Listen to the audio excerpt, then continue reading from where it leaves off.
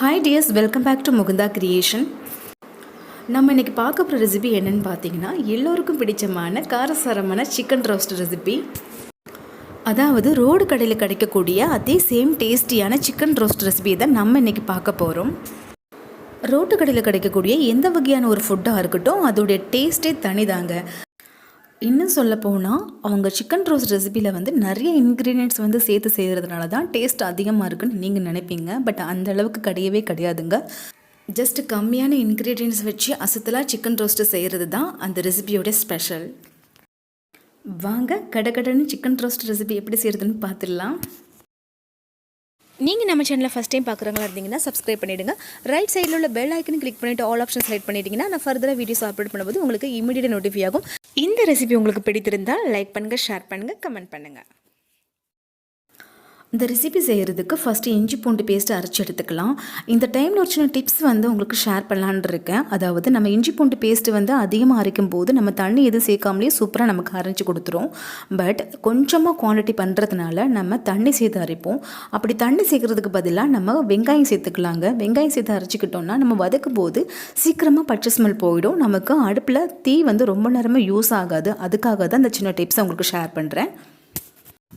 இப்போது வெங்காயம் சேர்த்துக்கிட்டதுனால பாருங்கள் சூப்பராக மையாக அரைஞ்சி வந்திருக்கு. அதாவது நிறைய குவான்டிட்டி நம்ம அரைக்கும் போது வெங்காயமும் தண்ணியும் சேர்க்க தேவையில்லை. கொஞ்சம் குவான்டிட்டி அரைக்கிறதுனால தான் இந்த மாதிரி வெங்காயம் சேர்த்து அரைச்சிக்க சொல்கிறேன். இப்போ இந்த ரெசிபி செய்கிறதுக்கு நான் மேனுவலாக சில்லி பேஸ்ட் ரெடி பண்ணுறேன். அதாவது தண்ணியில் காஞ்ச மிளகாவை சேர்த்துட்டு உங்கள் காரத்துக்கு தகுந்த மாதிரி ஒரு 10லேருந்து 12 எடுத்திருக்கேன் நான். நீங்கள் உங்கள் காரத்துக்கு தகுந்த மாதிரி இதை சேர்த்துட்டு ஒரு 10 நிமிஷம் வந்து கொதிக்க வச்சு அதை ஆற வச்சு அந்த காஞ்ச மிளகாவை நம்ம மிக்சியில் சேர்த்து அரைச்சி எடுத்துக்க போகிறோம். நல்ல மையாக அரைச்சி எடுத்துக்கலாம். உங்கள்கிட்ட ரெடிமேடாக சில்லி பேஸ்ட் இருந்துச்சுன்னா நீங்கள் அதை ஒரு 2 டீஸ்பூன் எடுத்து யூஸ் பண்ணிக்கலாம் உங்கள் காரத்துக்கு தகுந்த மாதிரி. இப்போ இந்த அளவுக்கு நல்ல மையாக அரைச்சி எடுத்துக்கிட்டேன்.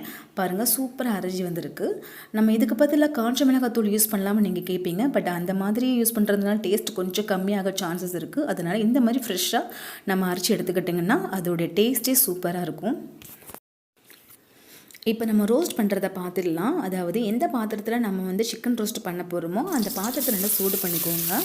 அதில் கொஞ்சமாக எண்ணெய் சேர்த்துட்டு அந்த எண்ணெய் சூடானதும் அதில் நான் வெங்காயத்தை தட்டி வச்சுருக்கேன். அதாவது பெரிய வெங்காயம் சின்ன வெங்காயம் மிக்சிங்கை தான் நான் சேர்த்துருக்கேன். நீங்கள் சின்ன வெங்காயம் மட்டும் போடுறதா இருந்தாலும் போடுங்க, இன்னும் சுவை அதிகமாக இருக்கும். இதை நல்ல பொன்னிறமாக வர்ற வரைக்கும் நம்ம நல்லா வதக்கிக்கலாம். நான்வெஜ்ஜுக்கு எப்போதுமே அதோடைய வெங்காயம் வந்து நல்லாவே கோல்டன் ஃப்ரை கலர் வந்து சேஞ்ச் ஆகணுங்க. அப்போ தான் அதோடைய சுவை இன்னும் அதிகமாக இருக்கும். இப்போ பார்த்தீங்கன்னா உங்களுக்கு தெரிஞ்சிருக்கும் கலர் ரொம்பவே சூப்பராக சேஞ்ச் ஆகிருக்கு. இந்த அளவுக்கு கலர் சேஞ்ச் ஆனதுமே நம்ம இதில் இஞ்சி பூண்டு பேஸ்ட் வந்து ஒரு 2 டீஸ்பூன் சேர்த்துருக்கேன். அதையே நல்லா பச்சை ஸ்மெல் போகிற வரைக்கும் நல்லா வதக்கி விட்டுக்கலாம். ரொம்ப நேரம் வதக்கணும் அவசியம் இல்லை. நம்ம ஆல்ரெடி வந்து இதில் இஞ்சி பூண்டு பேஸ்ட் அரைக்கும் போது தண்ணி சேர்த்துக்கல, வெங்காயம் சேர்த்து தான் அரைச்சிருக்கோம். அதனால் சீக்கிரமாக நமக்கு ரா ஸ்மெல் போயிடுங்க. இப்போ பார்த்தீங்கன்னா நம்ம ஆல்ரெடி வந்து மேனுவலாக சில்லி பேஸ்ட் ரெடி பண்ணி வச்சுருக்கோம். அந்த சில்லி பேஸ்ட்டும் இதில் சேர்த்தாச்சு. நெக்ஸ்ட் இது கூட 1/4 டீஸ்பூன் அளவுக்கு மஞ்சள் தூள், 1/4 டீஸ்பூன் அளவுக்கு மிளகுத்தூள், 1/2 டீஸ்பூனுக்கு மேலே வந்து கரம் மசாலா சேர்த்துருக்கேன். இப்போ இது எல்லாமே நல்லா பச்சை ஸ்மெல் போகிற வரைக்கும் கொஞ்சமாக வதக்கி விடலாம். அதாவது 1 நிமிஷத்துக்கு வதக்கி விட்டால் போதுங்க. இப்போ வந்து மிளகுத்தூள் ஒரு 1/4 டீஸ்பூன் அளவுக்கு சேர்த்துருக்கேன். ஒரு ரோஸ்ட் ரெடி ஆன பிறகு கடைசியாகவும் நான் 1/4 டீஸ்பூன் அளவு மிளகு சேர்ப்பேன். உங்களுக்கு தேவைப்பட்டுச்சுன்னா நீங்களும் சேர்த்துக்கலாம், இல்லைனா அதை ஸ்கிப் பண்ணிடலாம். இப்போ 1 நிமிஷம் அந்த பச்சை ஸ்மெல் வந்து போயிடுச்சு. அதுக்கப்புறம் வந்து நம்ம சிக்கன் வந்து சேர்த்துடலாம். அதாவது சிக்கன் வந்து நான் பெரிய பெரிய பீஸாக தான் சேர்த்துருக்கேன். வதக்கும் போதே அது நல்லாவே சுருங்கிடும். அதனால் இதை நம்ம சின்ன சின்ன பீஸாக கட் பண்ண தேவையில்லை. நம்ம இந்த மாதிரி பீஸா போடுறதுக்கு பதிலாக லெக் பீஸா போட்டாலும் சூப்பராக இருக்கும். அழகாக வந்து துண்டாக அப்படியே எடுத்து கொடுத்துடலாம் சாப்பிடும்போது. இப்போது நம்ம சிக்கனை சேர்த்துக்கிட்ட பிறகு நல்லா மிக்ஸ் பண்ணி விடுங்க. எல்லா மசாலாவும் சூப்பராக கோட்டிங் ஆகணும் அந்த சிக்கன் மேலே. தீயை வந்து மீடியமாக வச்சுக்கோங்க. இந்த மாதிரி வச்ச பிறகு நம்ம இதில் மூடி போட்டு அதாவது 5 நிமிஷத்துக்கு அப்படியே வதங்கட்டும். மூடி போட்டு நம்ம க்ளோஸ் பண்ணிடலாம்.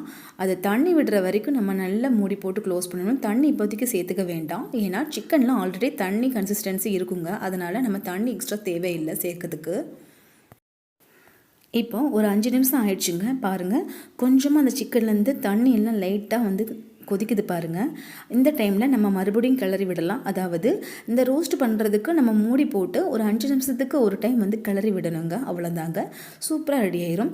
இந்த ஸ்டேஜில் நம்ம இந்த சிக்கன் ரோஸ்ட் பண்ணுறதுக்கு தேவையான உப்பை சேர்த்துட்டு அதையும் மிக்ஸ் பண்ணி விட்டுடலாம்.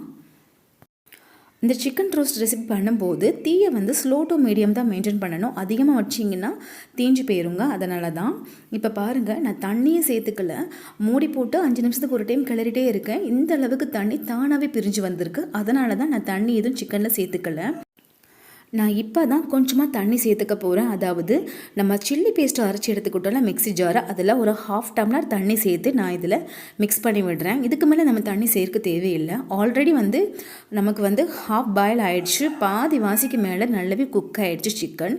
இப்போ தண்ணி சேர்த்து கொஞ்சம் நேரம் நம்ம இதை குக் பண்ணிக்க போகிறோம், அவ்வளோதாங்க. இதில் ரொம்ப இம்பார்ட்டன்ட் பார்த்தீங்கன்னா, அப்பப்போ நம்ம மூடி போட்டு கிளறிட்டே இருக்கணும். ஃபைனலாக வந்து அது இருக்கிற தண்ணி எல்லாமே வற்றி நல்ல சூப்பராக ரோஸ்ட் ஆகி திரண்டு வரும். அதுதான் இதோடைய கன்சிஸ்டன்சி. அந்த டைமில் நம்ம மல்லி இலை தூவிட்டு நம்ம இதை இறக்கிட போகிறோம். இப்போ பார்த்தீங்கன்னா தண்ணி கொஞ்சம் கூட இல்லைங்க, எல்லாமே நல்லா வற்றி சூப்பராக வந்து திரண்டு வந்திருக்கு. இந்த ஸ்டேஜில் நம்ம மல்லி இலை தேவைப்பட்டால் நம்ம தூவிக்கலாம். இப்போ மிக்ஸ் பண்ணி விட்டு பாருங்கள், சூப்பராக நமக்கு எல்லாமே திரண்டு அழகாக வந்து குக் ஆகிருக்கு. இதை சாப்பிட்றதுக்கு சூப்பராக இருக்கும். இந்த மாதிரி தான் ரோட்டுக்கடையில் நமக்கு சிக்கன் ரோஸ்ட்டு செஞ்சு கொடுக்குறாங்க. ரொம்பவே சூப்பராக இருக்குங்க. நீங்கள் ட்ரை பண்ணி பாருங்கள் இந்த ரெசிபியை.